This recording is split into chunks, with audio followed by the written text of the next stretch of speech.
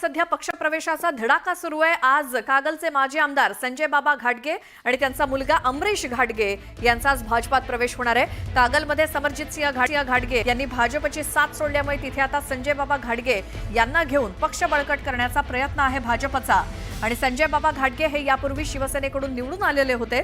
शक्तीपीठ महामार्गाला विरोध करणाऱ्यांमध्ये संजय बाबा घाटगे हे अग्रस्थानी होते। त्यामुळे आता या घाटगेंच्या भाजप प्रवेशामुळे शक्तीपीठ महामार्गाचा मार्ग देखील मोकळा झाल्याची चर्चा रंगली आहे। तर दुसरीकडे आगामी गोकुळ दूध संघाच्या निवडणुकीच्या निमित्तानं भाजपला घाटगे कुटुंबाला सोबत घेणं सुद्धा राजकीय दृष्ट्या फायद्याचंच ठरणार असल्याचं बोललं जात आहे। या संदर्भात माहिती घेऊयात आमचे प्रतिनिधी ज्ञानेश्वर साळोखे यांच्याकडनं। कोल्हापुरात ज्ञानेश्वर, आता घाटगे जे आहेत संजय बाबा घाटगे जे भाजपमध्ये प्रवेश करणार आहेत, त्यामुळे काय समीकरणं आता कागल आणि कोल्हापुरात निर्माण होतील?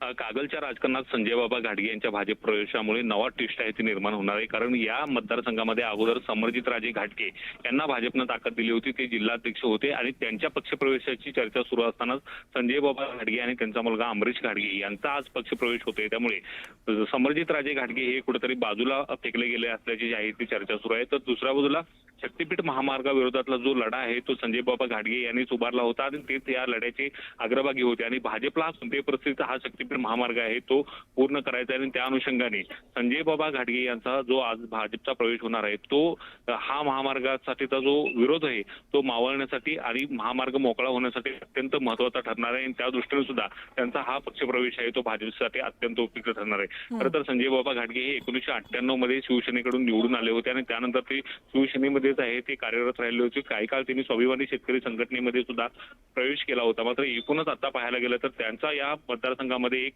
स्वतंत्र असा गट आहे, सहकारी संस्थांवरती त्यांचं बळकटी आहे, त्यांचं एक स्वतःचं अस्तित्व आहे। त्यांचा मुलगा अमरीश घाटगे हा गोकुळचा संचालक आहे। त्यामुळे आगामी गोकुळच्या निवडणुकीच्या अनुषंगाने घाटगे कुटुंबियाचं भाजपमध्ये येणं हे भाजपसाठी अत्यंत बळकटीत येणार आहे। आणि त्या अनुषंगाने आजचा जो प्रवेश होणार आहे तो अत्यंत महत्त्वाचा असणार आहे। मुंबईमध्ये दुपारच्या सत्रामध्ये हा प्रवेश होणार आहे। चंद्रशेखर बावनकुळे, रवींद्र चव्हाण यांच्या उपस्थितीमध्ये हा प्रवेश आहे तो होणार आहे। आणि या प्रवेशानंतर शक्तीपीठाबाबत आता संजय बाबा घाटगे काय भूमिका घेतात आणि काय माध्यमांच्या समोर भूमिका मांडतात हेच पाहणं महत्त्वाचं आहे। मात्र या प्रवेशामुळे शक्तीपीठाचा मार्ग मात्र मोकळा झालाय असंच म्हणता येईल।